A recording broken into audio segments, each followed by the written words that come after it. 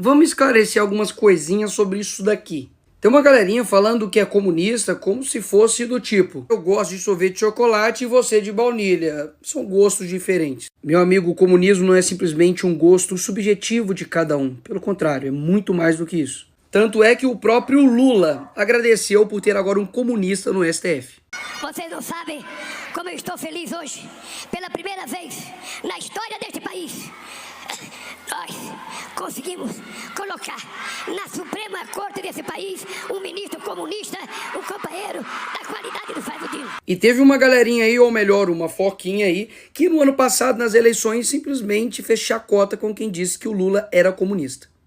Então, se tem uma coisa que Lula não é comunista. E agora vejam só. Acusa de comunistas, achando que nós ficamos ofendidos com isso. Nós não ficamos ofendidos. Nós não ficamos ofendidos. Nós não ficamos ofendidos. Isso não nos ofende. Isso nos orgulha, nos orgulha, nos orgulha, nos orgulha. E ele não parou por aí. 140 dias de governo Lula, nenhum passo dado na direção da implementação do comunismo. Os bolsonaristas que gritaram isso nas eleições darão um braço a torcer e vão aceitar que não há qualquer projeto comunista para o Brasil? Vão aceitar que foram enganados para gritar isso sem parar? E aí, Foquinha, vai admitir que de fato você agora foi enganado? Ou melhor, de que você enganou as pessoas? Eu sou uma foca, olha! Porque o Lula não tá falando que é comunista e que quer implementar o socialismo de agora. Não dá para você pegar o regime cubano, colocar no navio, trazer para o Brasil, e decreto-lei número 1, socialismo à la cubana, não dá certo. Eu acho que ele será demorado, ele será, penoso, mas será nos moldes em que a cabeça do povo brasileiro estiver preparada para implantá-lo. E tinha outros aí também que faziam chacota do tal comunismo, como se fosse uma coisa distante e alucinante da direita. Enquanto as pessoas discutem se o comunismo vai voltar no Brasil, que é uma loucura...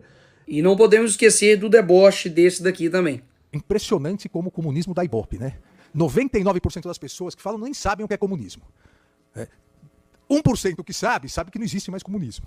Você fala em comunismo, principalmente pessoas mais velhas, você fala em comunismo, é um negócio... Por que você é contra não sei o quê? Porque vão instalar o comunismo no Brasil.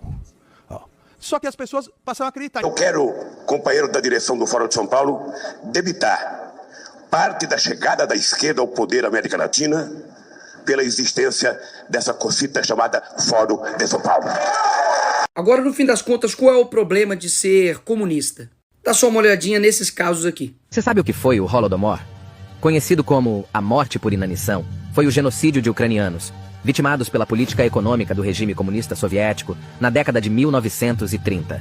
Nessa época, a Ucrânia era o celeiro produtivo da União Soviética, até que Joseph Stalin introduziu a coletivização, transformando fazendas privadas em estatais e estipulando metas de produção e coleta impossíveis de serem cumpridas, levando à resistência por parte de muitos camponeses e resultando em confisco de terras, exílio e prisões. A situação piorou progressivamente no país, com cadáveres se espalhando pelas ruas e campos devido à grande quantidade de mortos pela fome. O odor dos corpos em decomposição dominava as regiões, com relatos de insanidade e até canibalismo. Isso resultou em uma estimativa de perda de 5 a 12 milhões de vidas devido à falta de comida, tornando-se um dos capítulos mais trágicos na história ucraniana. Isso foi só na Ucrânia. Agora dá só uma olhada nos números no mundo inteiro. China, 65 milhões de mortes, União Soviética, 20 milhões, Camboja, 2 milhões, Coreia do Norte também, Afeganistão, 1,5 milhão, Vietnã, Europa Oriental, 1 milhão de pessoas e América Latina, 150 mil. E por falar em América Latina, deem só uma olhadinha do discurso desse democrata amoroso do governo do amor, Che Guevara. Fusilamientos, sí, hemos fusilado, fusilamos y seguiremos fusilando mientras sea necesario. Nuestra lucha es una lucha a muerte. E o seu parceiro Fidel Castro perseguiu homossexuais em Cuba. Segundo quem? Ele mesmo. E com certeza teu professor não te contou sobre Alexander Solzhenitsyn, que esteve dentro do campo de concentração soviético. Leiam o arquipélago Gulag do Solzhenitsyn, né? Vocês sabem as monstruosidades do comunismo, que o campo de concentração de Hitler é brincadeira de criança, perto do que eles faziam nos Gulag. Fenômeno Pitești. Pitești é uma prisão que existiu durante uns 3, 4 anos na Romênia, em que foi a mais terrível prisão comunista. A gente fala dos mártires cristãos, Mas ali eles faziam lavagem cerebral em que eles drogavam os cristãos para enfraquecer a força. E faziam o padre ortodoxo consagrar fezes e urina no lugar de pão e vinho. Crucificavam uma pessoa durante dias lá passando fome, amarrado numa cruz, e depois faziam uma multidão de pessoas passar por cima dele, defecando e urinando. E dizendo, eis aí o Cristo de vocês, adorem. E fazia adorar. Porque quando caiu a União Soviética, durante um tempo, os arquivos da KGB ficaram abertos. O pessoal foi lá e conseguiu, né, fazer cópia de muita coisa. E fizeram a contabilidade de cerca de 100 milhões de pessoas mortas pelo comunismo. Então, como diz o Olavo, não é que o comunismo é um grande ideal que se perverteu. Ele é uma perversão que se vendeu como um grande ideal. E você quer saber a real sobre o comunismo? Comece com esse livro, Torturados por Amor a Cristo. Uma pessoa que, de fato, viveu o comunismo. Quando a esquerda chega na Romênia, eles querem ganhar as pessoas com um discurso de amor. Parecido com algo, não? E chuta quais foram a primeira classe de pessoas que eles conseguiram enganar. Sim, os cristãos. Com uma embalagem de amor, mas escondiam um conteúdo muito perigoso dentro, eles conseguiram enganar essas pessoas. E Richard Wurmbrand, ele não tem a menor pretensão de fazer uma obra literária, mas sim um testemunho de vida, contando que eles eram perseguidos, torturados, pressionados para poder denunciar os seus irmãos de fé para o regime comunista. Então você prefere acreditar nesse pastor que viveu o comunismo ou no relato dessa galerinha aqui? Você escolhe.